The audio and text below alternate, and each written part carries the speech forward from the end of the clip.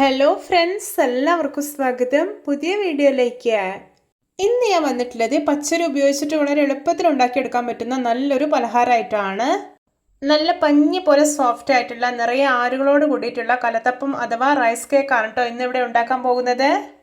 എന്നും പറയുന്ന പോലെ വീഡിയോ കണ്ടിട്ട് ഇഷ്ടപ്പെടുവാണെങ്കിൽ ലൈക്ക് ചെയ്യുക, ഷെയർ ചെയ്യുക, കമൻറ്റ് ചെയ്യുക, ചാനൽ സബ്സ്ക്രൈബ് ചെയ്യാനും മറക്കരുതേ.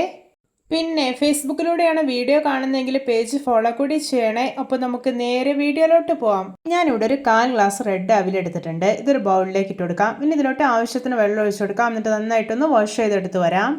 ഇപ്പോൾ ഇതാ വാഷ് ചെയ്തെടുത്തിട്ടുണ്ട്. ഇനി ഇതിലോട്ട് കുറച്ച് വെള്ളം ഒഴിച്ചു കൊടുക്കാം. എന്നിട്ട് ഒരു 10 മിനിറ്റ് സോക്ക് ചെയ്യാൻ വേണ്ടിയിട്ടൊന്ന് മാറ്റി വയ്ക്കാം.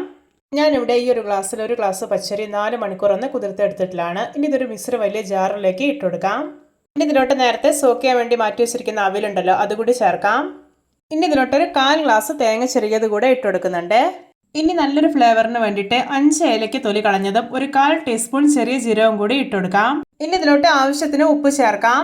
ഇനി ഒരു ഗ്ലാസ് വെള്ളം ഒഴിച്ചു കൊടുക്കാം. എന്നിട്ട് നല്ല സ്മൂത്ത് ആയിട്ടൊന്ന് അരച്ചെടുക്കാം. ഇപ്പോൾ ഇത് നല്ല സ്മൂത്ത് ആയി തന്നെ അരച്ചെടുത്തിട്ടുണ്ട്. ഇതൊരു ബൗളിലേക്ക് മാറ്റി കൊടുക്കാം. ഇനി ശർക്കരപ്പാനി റെഡിയാക്കാം. അതിനായിട്ടൊരു പാനിലോട്ട് 2 അച്ച് ശർക്കര ഗ്രേറ്റ് ചെയ്തത് ഇട്ട് കൊടുക്കാം. ഇനി ഇതിലോട്ടൊരു 1/4 ഗ്ലാസ് വെള്ളം ഒഴിച്ചു കൊടുക്കാം. എന്നിട്ടൊന്ന് ഇളക്കി കൊടുക്കാം. ഇപ്പോൾ ഇത് ശർക്കരപ്പാനി നന്നായിട്ട് തിളച്ച് റെഡി ആയിട്ടുണ്ട്. ഇനി ഫ്ലെയിം ഓഫ് ആക്കാം. ഇനി ഇത് നല്ല ചൂടോടെ തന്നെ ഒരു സ്ട്രെയിനർ വെച്ച് അരിച്ചതിന് ശേഷം മാവിലോട്ട് ചേർത്ത് കൊടുക്കാം. എന്നിട്ട് നല്ല പോലെ ഒന്ന് മിക്സാക്കി എടുക്കാം. ഈ ഒരു ബാറ്ററിന്റെ കൺസിസ്റ്റൻസി എന്ന് പറയുന്നത് അത്യാവശ്യം നല്ല ലൂസായിട്ടിരിക്കണം. നമ്മൾ മാവ് ഇങ്ങനെ ഒഴിക്കുന്ന സമയത്ത് പിരിഞ്ഞു പോകുന്ന ഒരു പാകത്തിലായിരിക്കണം. ഞാനിവിടെ ഒരു കുക്കർ അടുപ്പത്ത് വെച്ചിട്ടുണ്ട്. ഇതിലോട്ട് 2 ടേബിൾ സ്പൂൺ ഓയിൽ ഒഴിക്കാം. ഓയിൽ ചൂടായിട്ട് വരുമ്പോൾ 5 ചെറിയുള്ളി അരിഞ്ഞതും കുറച്ച് തേങ്ങാക്കൊത്തും ഇട്ടെടുക്കാം. എന്നിട്ടൊന്ന് ഫ്രൈ ചെയ്തെടുക്കാം. ഇപ്പോൾ ഇത് ചെറിയുള്ളിയും തേങ്ങാക്കൊത്തും നല്ല പാകത്തിന് തന്നെ ഫ്രൈ ആയി കിട്ടിയിട്ടുണ്ട്. ഇനി ഇതിലോട്ട് റെഡിയാക്കി വെച്ചിരിക്കുന്ന മാവ് മുഴുവനായിട്ടും ഒഴിച്ചു കൊടുക്കാം. ഇനി ഇത് അടച്ചു വെക്കാം. എന്നിട്ട് വിസിൽ റിമൂവ് ചെയ്യാം. ഇനി ഇതൊരു ലോ ഫ്ലെയിമിൽ വെച്ചിട്ട് 10 മിനിറ്റാണ് കുക്ക് ചെയ്യേണ്ടത്. ഒരു 6-7 മിനിറ്റ് ആകുമ്പോഴേക്കും ഇത് ഈ വെന്റ് ട്യൂബിലൂടെ ഇതുപോലെ എയർ വരാൻ തുടങ്ങും. ഇതുപോലെ തുടർച്ചയായിട്ട് തന്നെ എയർ വന്നുകൊണ്ടിരുന്നാൽ നമുക്ക് ഫ്ലെയിം ഓഫ് ആക്കാവുന്നതാണ്. ഇനി ഈ കുക്കറിന്റെ ചൂടൊക്കെ ചെറുതായിട്ടൊന്ന് പോയതിനു ശേഷം മാത്രം ഇത് ഓപ്പൺ ചെയ്ത് നോക്കാം. ഇത് നമ്മുടെ രുചികരമായിട്ടുള്ള കലത്തപ്പം അഥവാ റൈസ് കേക്ക് റെഡി. നോക്കിയേ, കാണുമ്പോൾ തന്നെ കൊതി വരുന്നില്ലേ?